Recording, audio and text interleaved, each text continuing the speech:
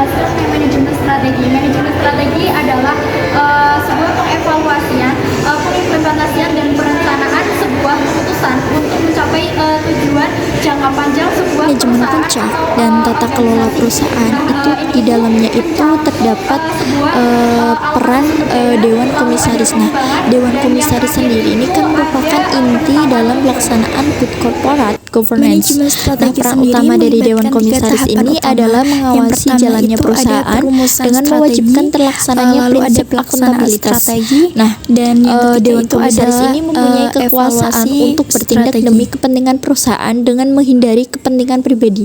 Apabila Dewan Komisaris ini dapat menjalankan tugasnya dengan baik, diharapkan perusahaan itu dapat meningkatkan hasil keuangannya sehingga pemegang saham puas terhadap kinerja perusahaan. Nah, Dewan Komisaris sendiri itu bertugas dan bertanggung jawab secara kolektif untuk melakukan pengawasan dan memberikan nasihat kepada direksi dan memastikan bahwa perusahaan sudah melaksanakan good corporate governance. Selanjutnya yaitu anggota dan peran Dewan Komisaris. Elemen penting dari tata kelola perusahaan adalah peran Dewan Komisaris. Dewan Komisaris sendiri memiliki tanggung jawab yang besar untuk mengawasi dan memberikan panduan strategi kepada manajemen.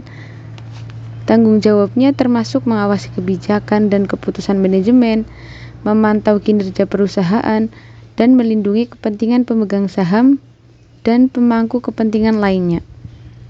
Dewan Komisaris dalam melaksanakan tugasnya harus mematuhi ketentuan peraturan perundang-undangan yang berlaku. Sesuai dengan ketentuan pasal 117 ayat 1 Undang-Undang Perseroan Terbatas mengatur bahwa selain tugas pokok dan wewenang yang berkaitan dengan pengawasan dan nasihat, anggaran dasar dapat menentukan pemberian wewenang kepada direksi atau seorang yang memberikan kuasa atau membantu direktur dalam melakukan suatu perbuatan hukum tertentu. Selanjutnya ada manajemen puncak direktur utama atau CEO. Manajemen puncak adalah tingkatan manajemen tertinggi dalam sebuah perusahaan. Manajemen puncak memiliki otoritas tertinggi dan bertanggung jawab langsung kepada pemilik perusahaan. CEO perusahaan biasanya melakukan fungsi manajemen puncak dalam koordinasi dengan COO atau presiden, wakil presiden eksekutif, dan wakil presiden divisi ataupun fungsi. Oleh karena itu, pemahaman tentang manajemen puncak merupakan hal penting dalam mempelajari manajemen strategis. Penelitian secara konsisten melaporkan bahwa CEO tidak hanya memiliki pengaruh kuat terhadap arah strategis perusahaan, tetapi mereka secara langsung juga mempengaruhi kinerja perusahaan melalui tindakan dan pernyataan mereka. Ada 3 dalam manajemen puncak direktur utama ataupun CEO. Yang pertama ada tanggung jawab manajemen puncak. Tanggung jawab manajemen puncak, khususnya CEO, kepada Dewan Komisaris untuk keseluruhan manajemen perusahaan. Tugas CEO adalah menyelesaikan persoalan-persoalan dengan melalui berbagai hal untuk mencapai tujuan perusahaan. Tugas khusus manajemen puncak sangat bervariasi dari satu perusahaan dengan perusahaan lainnya dan mencerminkan analisis misi, tujuan, strategi, dan aktivitas utama lainnya. Yang kedua ada memberikan kepemimpinan eksekutif. Kepemimpinan eksekutif penting karena berpengaruh terhadap perusahaan secara keseluruhan. Para peneliti pada bidang ini percaya bahwa pengembangan dan penetapan visi strategis misi dan tujuan perusahaan untuk diikuti oleh semua pihak merupakan hal penting. Beberapa yang lain melangkah lebih jauh dengan mengusulkan bahwa pekerjaan utama CEO adalah menjadi manajer yang sesungguhnya, yaitu membantu para karyawan untuk memahami semua hal yang ada di dalam maupun di luar organisasi. Karakteristik tugas-tugas manajemen puncak. Tugas-tugas manajemen level puncak mempunyai 2 karakteristik yang membuatnya berbeda dari tugas-tugas manajerial lainnya.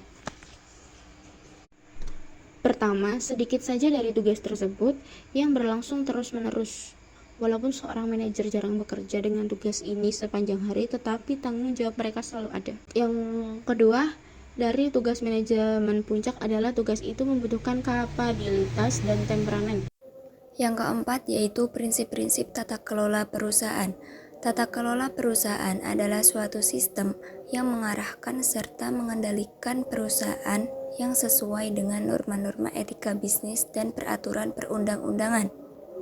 Menurut KNKG, Komite Nasional Kebijakan Governance tahun 2006, terdapat 5 prinsip KCG diantaranya. Yang pertama, transparansi. Yang kedua, accountability. Yang ketiga, responsibility. Yang keempat, independensi.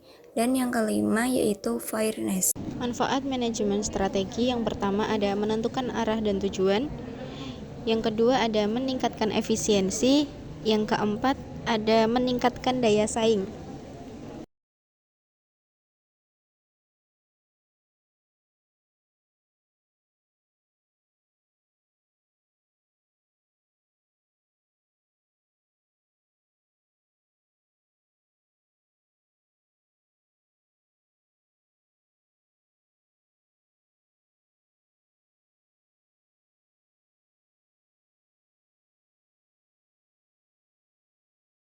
Kita tunjukin kampus unggul ya UIN Gus Dur.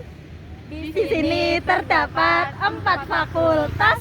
Yang nomor 1 Fakultas FEBI. Yang nomor 2 Fakultas FTIK. Yang ketiga Fakultas Fasya. 1, 2, 3. Yang terakhir Fakultas Fuad.